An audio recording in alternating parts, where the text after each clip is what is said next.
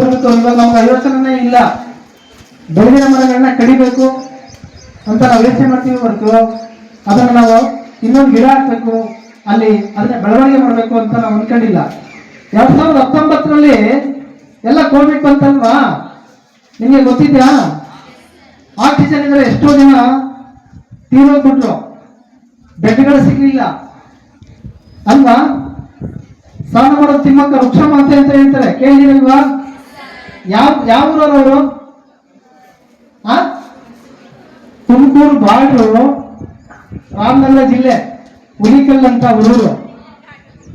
ಕುದೂರು ಅಂತ, ಕುದೂರಿಂದ ತುಮಕೂರಲ್ಲಿ ಸುಮಾರು ಒಂದು 368 ಮರಗಳನ್ನ ನೆಟ್ಟಿದ್ದಾರೆ ಅವರು. ಎಲ್ಲ ದೊಡ್ಡ ದೊಡ್ಡ ಹಲವು ಮರಗಳು. ಅಲ್ಲಿ ಸುಮ್ಮನೆ ಒಂದು ಅಂದಾಜು ಮಾಡಿ ಒಂದು ಆರ್ಟಿಕಲ್ ಬರ್ತಿದ್ರು ಅವರು. ಆ ಮರಗಳು, ಅವಾಗಿರ್ತಕ್ಕಂಥ ಮರಗಳು ಎಷ್ಟು ಆಕ್ಸಿಜನ್ನ, ಎಷ್ಟು ಕೋಟಿ ಆಕ್ಸಿಜನ್ ಉತ್ಪಾದನೆ ಮಾಡ್ತವೆ ಅಂತ ಯಾರಿಗಾನ ಅಂದಾಜಿದ್ಯಾ? ಹತ್ರ ಹೇಳಿದಿಲ್ಲ. 300 ಕೋಟಿಗಿಂತ ಜಾಸ್ತಿ ಆಕ್ಸಿಜನ್ ಉತ್ಪಾದನೆ ಮಾಡ್ತವೆ ಅಂತ. ಹಾಗಾಗಿ ದಯಮಾಡಿ ಆ ಮಹಾತಾಯಿನ ನಾವು ಈ ದಿನ ಜ್ಞಾಪಿಸ್ಕೊಳ್ಳೋದು ಒಳ್ಳೆ ಸಂದರ್ಭ ಅಂತ ಹೇಳ್ತಾ, ನಾನು ಗೊತ್ತಿರ್ತಕ್ಕಂಥ ವಿಚಾರಗಳನ್ನ ನಿಮ್ಮ ಹತ್ರ ಹಂಚ್ಕೊಳ್ಳೋಕೆ ನಾನು ಪ್ರಯತ್ನ ಪಟ್ಟಿದ್ದೀನಿ. ಯಾವಾಗ ನಾವು ಸ್ವಲ್ಪ ಸಮಯಾವಕಾಶ ಸಿಕ್ಕಿದ್ರೆ ನಿಮ್ಮ ಮ್ಯಾನೇಜ್ಮೆಂಟ್ ಅವರು ನಮ್ಗೆ ಅವಕಾಶ ಕೊಟ್ಟರೆ ತಮ್ಮ ಹತ್ರ ಬಂದು ಇನ್ನ ವಿಚಾರಗಳನ್ನ ಹಂಚ್ಕೊಳ್ಳೋಣ, ಚರ್ಚೆ ಮಾಡೋಣ ಅಂತ ಹೇಳ್ತಾ, ಬಹಳ ತುಂಬಾ ಸೊಗಸಾಗಿ ಮಾಡಿದ್ದೀರಾ. ಅದ್ರ ಜೊತೆಗೆ ಒಂದು ಸಣ್ಣ ಬದಲಾವಣೆ, ನಿಮ್ಮ ರಿಕ್ವೆಸ್ಟ್. ನಾವು ಸಣ್ಣ ಸಣ್ಣ ಬದಲಾವಣೆ ಕೂಡ ಮುಂದೆ ದೊಡ್ಡ ಬದಲಾವಣೆ ಆಗ್ತದೆ. ಇದ್ರ ಬಗ್ಗೆ ಸಣ್ಣದೊಂದು ಬುಕ್ ಕೊಡೋಕ್ಕೆ ಪ್ರಯತ್ನ ಮಾಡಿದ್ದೇವೆ. ಒಂದು ದೊಡ್ಡ ಬುಕ್ಕು 40 ರೂಪಾಯಿಯಿಂದ 400 ರೂಪಾಯಿವರೆಗೂ ಇದ್ದಾವೆ. ಒಳ್ಳೊಳ್ಳೆ ಬುಕ್ಗಳಿದ್ದಾವೆ.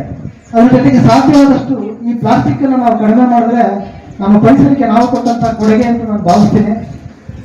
ಇಷ್ಟು ಹೇಳಿ ಮಾತಾಡಲಿಕ್ಕೆ ನನಗೆ ಅವಕಾಶ ಕೊಟ್ಟಂತಹ ನಮ್ಮ ತಾಲೂಕ್ ಪಂಚಾಯಿತಿಯ ನಮ್ಮ ಗ್ರಾಮ ಪಂಚಾಯಿತಿಯ ಅಭಿವೃದ್ಧಿ ಅಧಿಕಾರಿಗಳು, ನಮ್ಮ ಬಾಪೂಜಿ ಶೈಕ್ಷಣಿಕ ಸಂಸ್ಥೆಯ ಅಧ್ಯಕ್ಷರು, ಪ್ರಾಂಶುಪಾಲರು, ಸಿಬ್ಬಂದಿ ವರ್ಗದವರು, ಮತ್ತೆ ನನ್ನ ಮಾತನ್ನ ಬಹಳ ಸೌಜನ್ಯದಿಂದ ಕೇಳ್ತಕ್ಕಂಥ ನಮ್ಮ ವಿದ್ಯಾರ್ಥಿ ಕುವೆಂಪುರವರ ಒಂದು ಕವನವನ್ನ ನಾನು ಓದಿ ನಾನು ಮುಕ್ತಾಯ ಮಾಡ್ತಾ ಇದ್ದೀನಿ. ನಾಳೆ ನಾನು ಓದಕ್ಕೆಲ್ಲ ದಯಮಾಡಿ ತಪ್ಪಿದ್ರೆ ಕ್ಷಮಿಸಬೇಕು. ಓ ಭೂತಾರಿ ಕೋಮಲ ಸುಮಗಳ ಕತ್ತಲು ಕೊಯ್ದು ಕಗ್ಗಲ್ಲಿನ ಕತ್ತಲೆಗೊಯ್ದು ಗುರಿಯ ಕಲ್ಲಿಗೆ ಬಲಿ ಕೊಡದಿದ್ದರೆ ಪರಮಾತ್ಮನಿಗೆ ತೃಪ್ತಿಯೇ ಇಲ್ಲೇನು. ಈ ಗಿಡಗಳೇ ರಾರಾಜಿಸುತ್ತಿದ್ದರೆ ಶಿವ ಪೂಜೆಯು ಸಲ್ಲುವುದಿಲ್ಲೇನು. ಚೆಲುವೆಂಬುದು ಆ ಶಿವನಲ್ಲೇನು. ಸೌಂದರ್ಯದ ಸುಮ ನಯನವ ಕಿತ್ತರೆ ಶಿವ ಆರಾಧನೆಯಾದೀತೆ.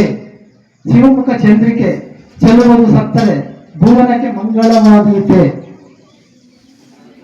ಗುರು ಅಲ್ಲಿರಲಿ ಆವು ನೀ ಸೃಷ್ಟಿಸಲಾರದ ಚೆಲುವಿಗೆ ನಿನ್ನಂತೇತಕ್ಕೆ ಸಾವು.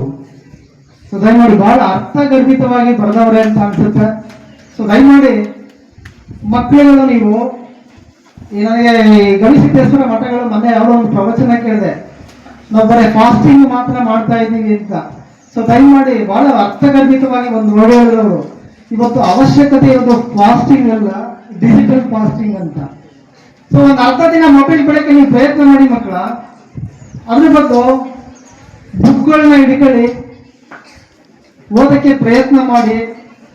ನೀವು ಕೂಡ ಇಲ್ಲೆಲ್ಲ ಕುತ್ಕೋಬಹುದು, ಮಾತಾಡ್ಬೋದು ಅಂತ ಹೇಳ್ತಾ ನನ್ನ ಮಾತಿಗೆ ದಯಮಾಡಿ ನನ್ನೆಲ್ಲ ತಪ್ಪು ಹೇಳಿದ್ರೆ ಕ್ಷಮೆ ಇರಲಿ ಅಂತ ಹೇಳ್ತಾ, ಮತ್ತೊಮ್ಮೆ ನನಗೆ ಅವಕಾಶ ಕೊಟ್ಟರೆ ಕಾಲೇಜಿಗೆ ನಾನು ಬರ್ತೀನಿ ಅಂತ ಹೇಳ್ತಾ ನನ್ನ ಮಾತಿಗೆ ವಿರಾಮವನ್ನು ಹೇಳ್ತಾ ಇದ್ದೀನಿ. ಎಲ್ಲರಿಗೂ ತುಂಬ ಧನ್ಯವಾದಗಳು. Thank you.